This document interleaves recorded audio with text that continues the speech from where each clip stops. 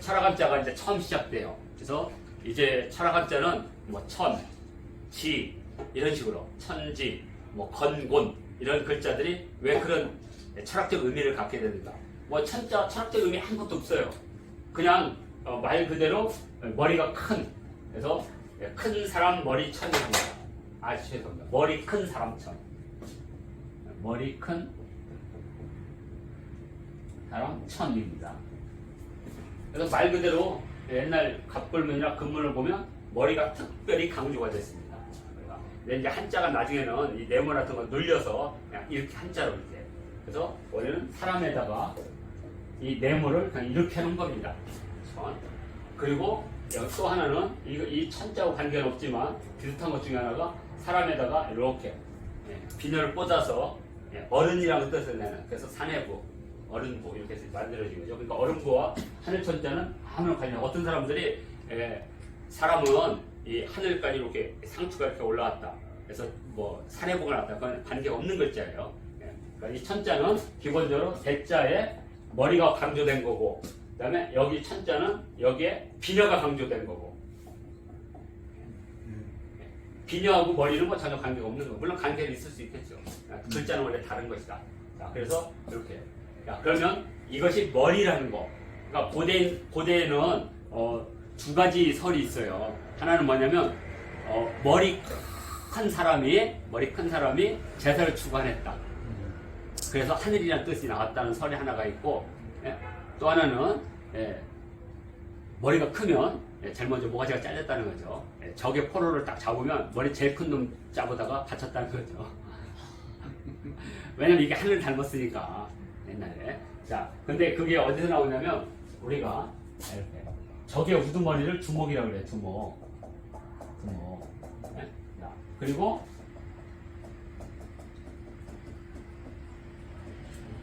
마을을 정상적으로 움직여서 수령이라고 불러요. 그러니까 수령은 사람한테 쓰는 거예요. 근데 주목은 도적놈한테 쓰는 거예요. 도적놈. 그래서 우리가 시를 읽을 것 같을 때 사람이 읽기 때문에 일수, 이수, 한수, 두수, 숫자로 쓰는 거예요. 그런데 짐승은 30두 뭐가 잘리는 거죠. 그래서 이 두자는 모가지를 잘라서 이렇게 쟁반에다가 이렇게 올려놨다는 뜻이에요. 이게 두자라는 게. 그래서 우리가 두뇌 이런 말은 쓰면 안 되는데 어느 순간에 두뇌란 말을 써요.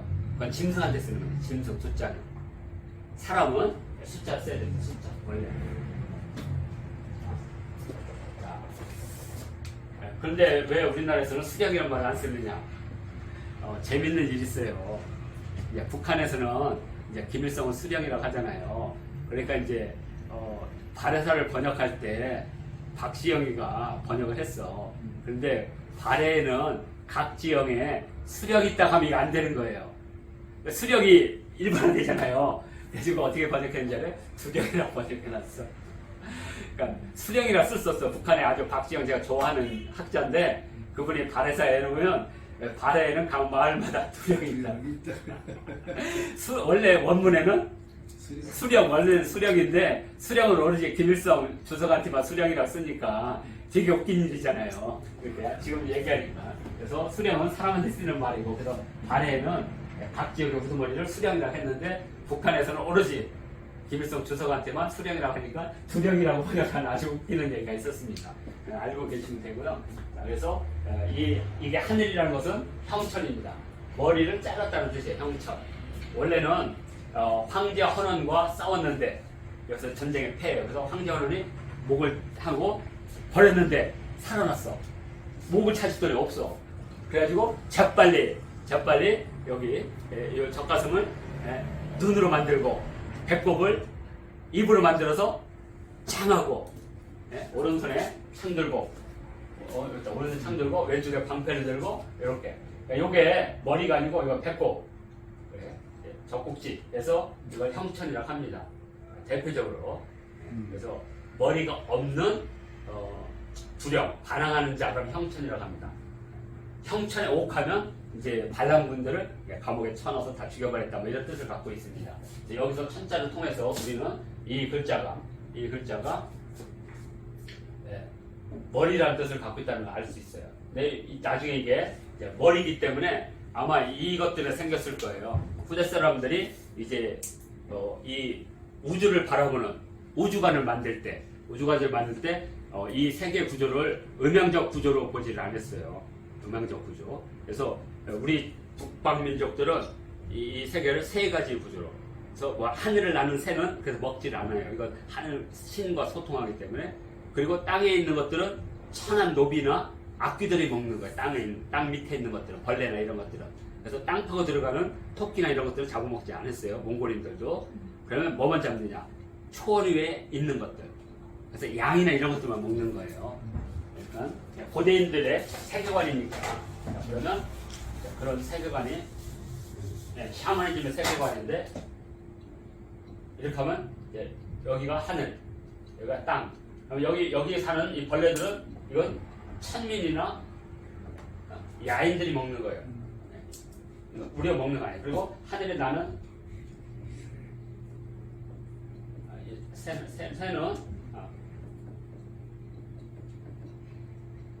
새는 하늘과 통하는 것들을 안 잡아먹어요. 이렇게. 그리고 여기에는 그죠? 여기에는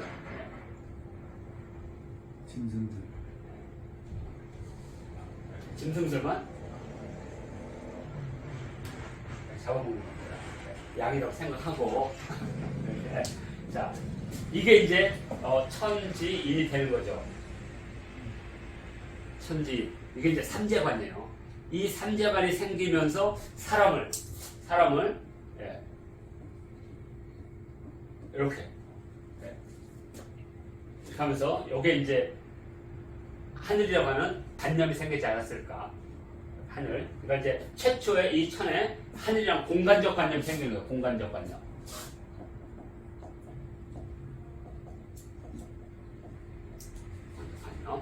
그죠?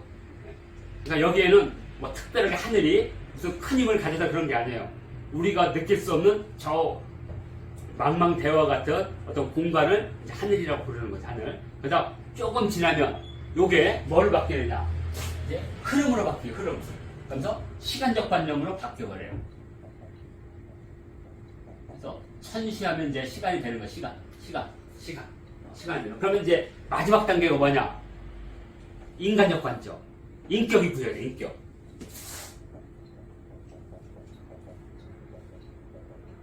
인격이 바뀝니다. 인격. 그러니까 우리가 고대인들이 생각하는, 그러니까 천지인만 이해하면 많은 걸 이해하게 돼요. 자, 인격을 하면 뭐냐? 이 하늘에는 우리가 보이지 않는 세계가 존재하고, 눈에는 보이지 않지만, 그건 이제 상이라고 그랬어. 그죠? 땅에는 땅의 모습이 있는 거죠. 땅의 모습. 자, 그래서 이 하늘에, 땅이라는 건 뭐냐면, 이렇게 생긴 것들. 그러니까 인간의 몸이 이런 것들은 다 땅에 속하는 거죠. 형태. 근데 이 형태가 고유한 모습을 갖게 돼요. 생각과 이게 모이면. 그래서 우리가 뭐냐면 물이라고 불러요. 물. 사물. 그래서 원래 인물이라고 불렀대요.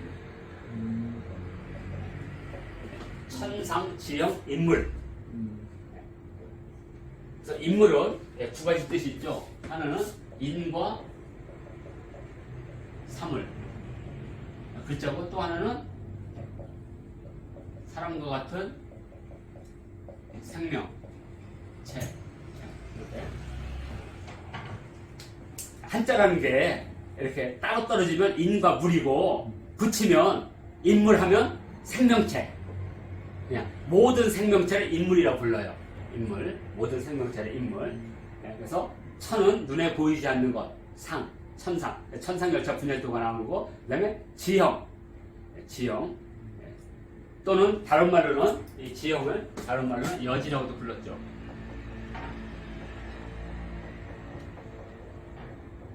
여지. 세상의 모든 만물들은 다 땅이 이렇게 짊어지고 있다. 땅 위에 산다. 그래서 뭐 같은 말 쓰니까요. 그냥 우리가 그냥 지형이라고만 쓰겠습니다. 천상. 그래서 이게 삼재관이 드디어 탄생합니다. 그러면서 뭐냐? 하늘이 땅에 그대로 드러나죠. 그래서 땅의 성질을 오행으로도 불러요. 산이라는 것도 오행으로. 또 똑같이 하늘이 사람. 그러니까 사람은 그 자기 성향에 맞는 땅에 살아야 되고, 또 자기가 맞는 하늘에 맞춰서 살아야 된다는 거죠. 그래서 하늘에 움직임이 땅에도 있다. 그래서 하늘에 해와 달이 있으니 사람의 눈에는 두 개가 있고 하늘에는 오행이 있으니 오장이 있고 뭐 이거 사실이나 아닌지는 우리가 중요한 건 아니에요. 다 그러면 하늘의 모습과 사람의 모습은 같은 거죠. 그래서 이걸 뭐라고 불렀냐면 천인 가문이라고 불렀어요. 하늘과 사람은 똑같기 때문에 늘 서로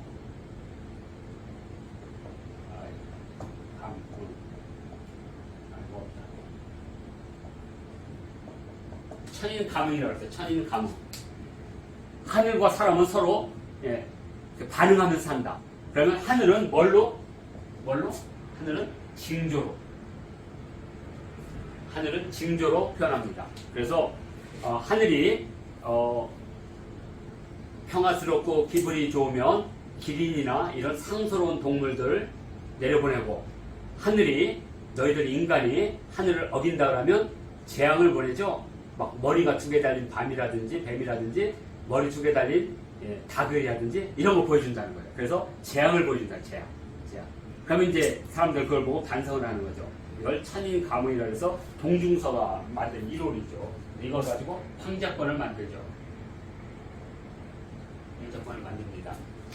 이게 바로 천이 이제 하늘의 이치로 왔던 건데 사실 이거보다는 주역에서는 천이 아직은 이런 시간적 공간 이런 게 없어요. 그냥 하늘은 그냥 천이야. 그냥 천. 그렇기 때문에 주역에서는 하늘이란 말이 없어요. 하늘 있어요? 없습니다. 그럼 뭘 쓰냐? 두 가지 써요.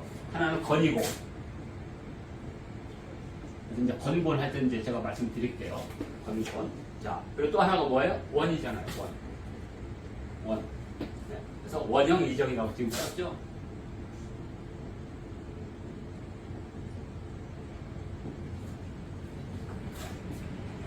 건은 원형 이정이다. 그러면 이제 이 원형 이정을 우리 공자나 그 이후에 사람들이 해석했던 것을 그대로 받아들이는 건 저는 받아들이지 않아요. 잘. 왜냐하면 그분들의 한계가 있어요. 왜냐하면 선악들이 하면 더 이걸 그냥 본받으려고 그래요. 그러면 저는 이 네 개가 하늘에 의미를 담고 있다고 그래요. 그러니까 이 자체가 건은 하늘이지만 펼쳐진 하늘이지만 이것이 시간과 공간에서 어떻게 펼쳐지는 걸 보여주는 글자라고 봐요. 그러면 이것을 우리가 봄이라고 하고 여름이라고 하고 가을이라고 하고 겨울이라고 하거든요. 원형이정이라고 많이 써요. 뭐 수역 배우는 분들은 이제 한번 참고를 하세요. 이게 뭐 틀리다 맞다 할 거 없이요. 왜냐면 저도 야 선생님이나 이런 그 주역 엄청나게 강의 많이 듣거든요. 근데 제가 이렇게 싹 마음에 드는 해석이 없어가지고 아직도 저도 그 해석을 유보를 하고 있거든요. 원형이죠. 그래서 제가 이제 저는 이렇게 해석을 합니다.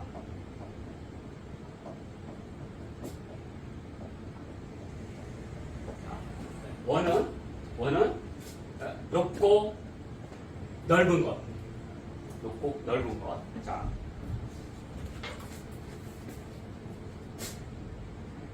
그죠?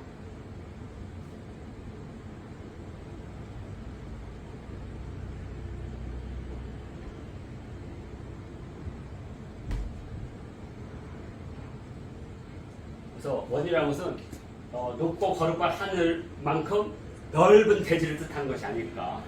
넓은 대지. 그러면 이것을 북방민족 어떻게 해석했느냐. 저 넓고 넓은 저 하늘에 천명을 받은 내가 저 넓은 하늘만큼 다스리는 땅이 내 땅이다. 그래서 원나라라고 불렀다는 거죠. 대원. 원나라가 여기서 나온 거니까. 원형이정에서 나온 거니까. 그러면 형은 뭐냐. 이제 이 형에는 뭐가 있냐면 여러분 노력이 포함되고 노력. 주역이나 이런 것들은 기본적으로 인간들의 노력을 표현하고 있어요. 씨를 뿌리면 그냥 나오는 게 아니라 끊임없이 일을 해야 돼요. 우리가 만사 형통할 때 형이거든요. 두루두루. 그러니까 이것은 뭐냐? 노력입니다. 힘을 쓰는 거예요. 그러니까 가꾸는 모습. 예를 들어서 내가 아무리 좋은 아이템이 있어요. 세상을 바꾼 아이템이 있습니다. 근데 이 아이템을 현실화하지 않으면 이 아이템이 뭐냐? 현실에 적용하기 위한 노력을 해야죠. 끊임없이. 수많은 발명분들의 역사에 사라지는 거 뭐냐? 머릿속에만 있고 현실 속에는 아무런 의미가 없는 이러겠죠? 자, 그리고 B는 뭐냐? 결국에는 이득이니까 이것은 열매죠, 열매. 갖고 노니까 추수.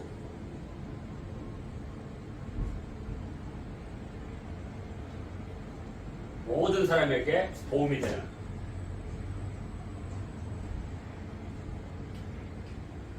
자, 하늘이라는 것은 기본적으로 이런 봄, 여름, 가을에 이런 의미를 가지고 있다. 하늘이 주는 것은 아마 겨울에 추수를 하게 하는 힘이겠죠. 가장 큰 힘. 그래서 이것을 우리가 보통 숫살이라고 부릅니다. 알아서 곡식이 더 이상 자라지 않도록 서리발을 내려가지고 딱 멈추게 해. 그래야지 열매가 열리니까. 여름에는 막 엄청나게 가지를 뻗게 하더니 어느 순간에 그냥 서리를 내리더니 잎사귀를 다 죽여버리는 거죠. 그래야지 열매가 열리니까. 그리고 겨울은 뭐냐? 그거에 대한 제사죠. 감사. 이게 정이란 말 자체가 제사장, 무당이라는 뜻을 갖고 있습니다. 그래서 이름에 정자 들어가는 사람들이 수녀나 비구니들이 많아요. 정수기 정리할 때. 고들정이라 하지만 실질적으로는 무당이라는 뜻입니다. 이 자체가. 그러니까 이 글자가 있는 것이 이게 조개패자가 아니고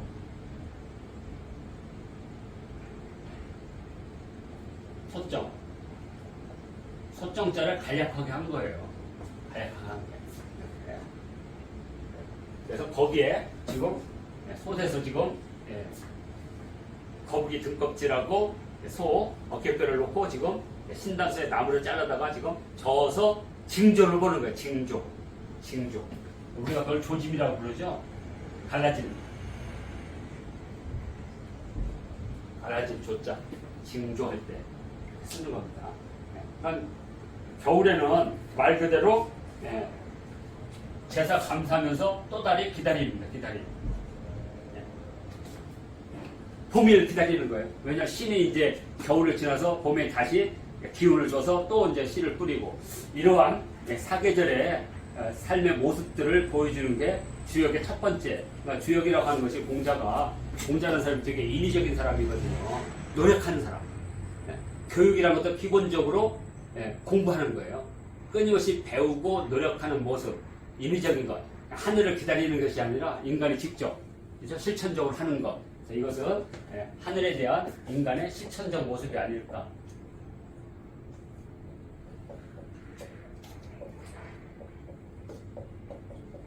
이렇게. 그래서 여기서 원이라는 말이 바로 하늘. 그러니까 여기 보면 이 하늘천자가 아직도 나오지 않았다는 걸 우리가 알 수가 있습니다. 그러다가 한나라. 그러니까 지금부터 2000년 전에 하늘이 이제 인격적 모습을 갖춰요. 그래서 이제 천명이란 말이 나오고 하늘이 숭배의 대상이 되죠. 내가 내 놈 하늘이 두렵지 않느냐 말이 나오기 시작합니다. 그전에는 하늘이 두렵지 않았죠. 그냥 공간적 대상이었으니까. 근데 이게 이제 시간적 대상으로 바뀌고 인간적 대상으로 바뀌면서 점점 두려움을 받는. 근데 혹시 보세요. 내 놈 기가 두렵지 않느냐? 내 놈 리가 두렵지 않느냐? 내 놈 도가 두렵지 않느냐? 안 두렵잖아요. 왜냐하면 도나 역이나 기에는 인격이 없기 때문에요.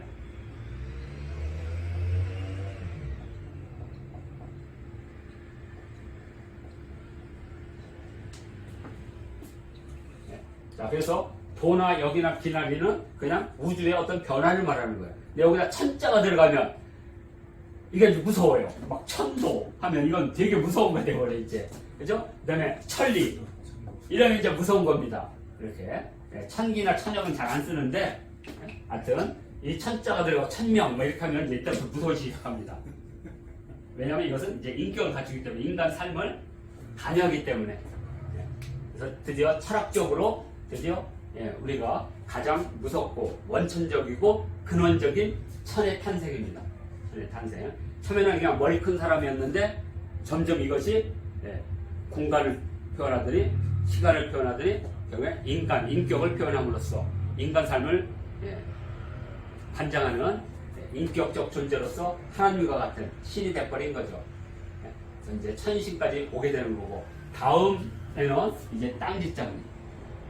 땅짓자는 어떻게 해서 천의 대응적인 이 글자 속에는 사실 땅이라는 글자는 없거든요. 이렇게 해서 나중에 보시게 될 겁니다. 자, 이렇게 해서 오늘 한자, 철학한자 하늘천을 마치도록 하겠습니다.